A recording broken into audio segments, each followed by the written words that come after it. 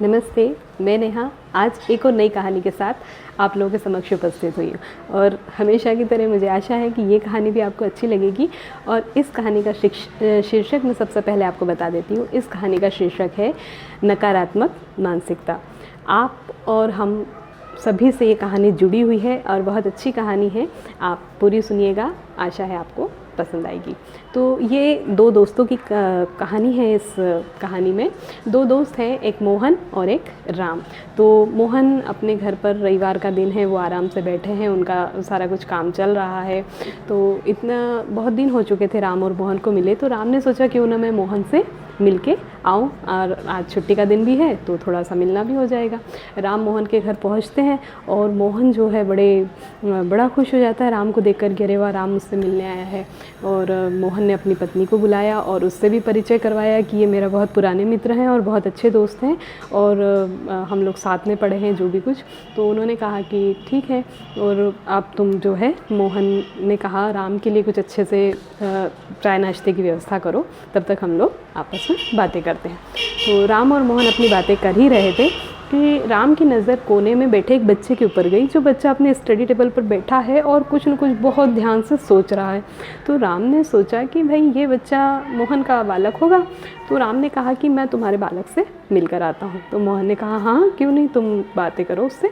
वो राम उससे मिलने के लिए गए और उन्होंने उस बच्चे से पूछा कि बेटा तुम क्या कर रहे हो, इतना क्या सोच रहे हो। तो वो बच्चे ने कहा कि अंकल मैं बहुत मेहनत का काम कर रहा हूँ और मुझे मेरी मम्मी ने ये काम दिया हुआ है, मैं इस काम को बड़ी लगन से करने की कोशिश कर रहा हूँ। अब राम ने कहा कि ऐसा क्या कठिन काम इतने से बच्चे को दे दिया कि ये बिल्कुल सोच सोच के परेशान है।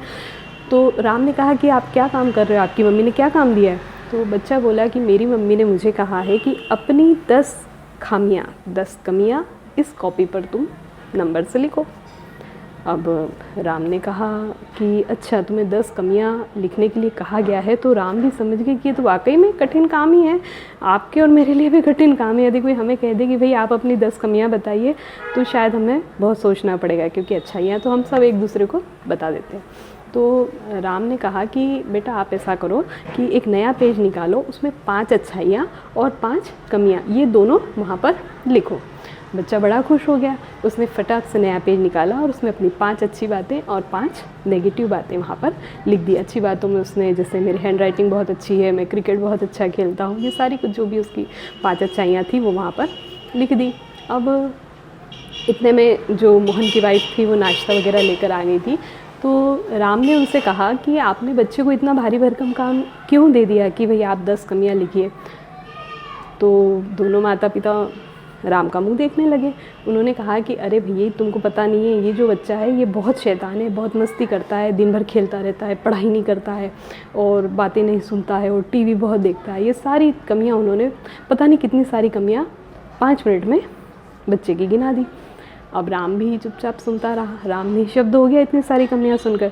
अब राम ने कहा कि अच्छा मुझे एक चीज़ ये बताइए कि इस बच्चे की अच्छी आदतें कौन सी हैं। दोनों माता पिता एक दूसरे का मुंह देखने लगे और सोचने लगे।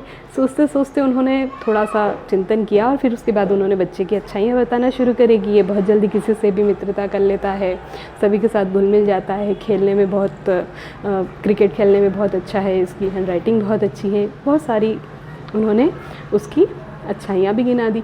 तो जो बुराइयाँ सुनकर राम की एक मानसिकता उस बच्चे के लिए बनी थी, वह उसके बाद वो अच्छाइयाँ सुनने के बाद उसकी मानसिकता परिवर्तित हो गई। राम ने कहा कि देखिए इस बच्चे में इतनी सारी अच्छाइयाँ भी हैं, आपने ही इसकी बुराइयाँ भी बताई और आपने ही इसकी अच्छाइयाँ भी बताई, तो इस बच्चे में बहुत सारी अच्छाइयाँ भी हैं। इसका मतलब कि इस बालक में अच्छी आदतें भी हैं। तो क्यों हम नेगेटिविटी को ही ज़्यादा देखें, हम बुराई को ही ज़्यादा क्यों देखें, नकारात्मकता को ही इतने ध्यान से क्यों देखते हैं। हमें अच्छाइयों को भी देखना चाहिए, अच्छाइयों पर और अच्छा काम करने की कोशिश करना चाहिए, अच्छाइयों को निखारने की कोशिश करना चाहिए और धीरे धीरे नेगेटिविटी को शेड करना चाहिए, ना कि केवल नेगेटिविटी को ही देखना चाहिए। तो ये इस कहानी का शीर्षक भी है और ये इस कहानी की मुख्य बात भी है। दोनों माता पिता समझ चुके थे कि वो कहीं ना कहीं बच्चे की नकारात्मकता के ऊपर ज़्यादा ध्यान दे रहे थे, और ये चीज़ एक बच्चे से, एक परिवार से ही नहीं, प्रत्येक व्यक्ति से, आपसे और हमसे जुड़ी हुई है। निश्चित रूप से जब भी हम किसी से मिलते हैं जो हमारे परिचित हैं, जो हमारे मित्र हैं या जो हमसे जान पहचान वाले हैं, वो हम कहीं ना कहीं उनसे जब हम कोई काम लेना चाहते हैं, कोई बात करना चाहते हैं, तो हम ये देखते हैं कि भाई फला व्यक्ति हमारा काम नहीं कर रहा, फला व्यक्ति हमारे साथ ये सब व्यवहार है। मतलब कहीं ना कहीं हम नेगेटिविटी को ज़्यादा प्रमुखता देने लगे, जबकि यदि हम शांति से देखें तो उसमें कुछ अच्छाइयाँ भी हैं, कुछ अच्छी चीज़ें भी हैं। तो हमें अपनी मानसिकता को सकारात्मकता देने की आवश्यकता है। नेगेटिविटी हर जगह पर है, लेकिन अच्छाइयों को ढूंढने की भी आवश्यकता है।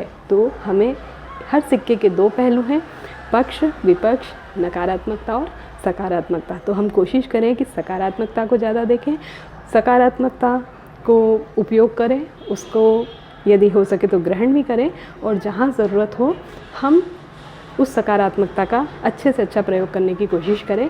केवल नकारात्मकता की ओर हमारा ध्यान नहीं जाए। यदि किसी व्यक्ति की हमें एक बुराई दिखती है तो हम उसकी दो अच्छाइयों पर भी ध्यान दें, तो निश्चित रूप से हमारी धारणाएं दूसरों के प्रति बदल जाएंगी।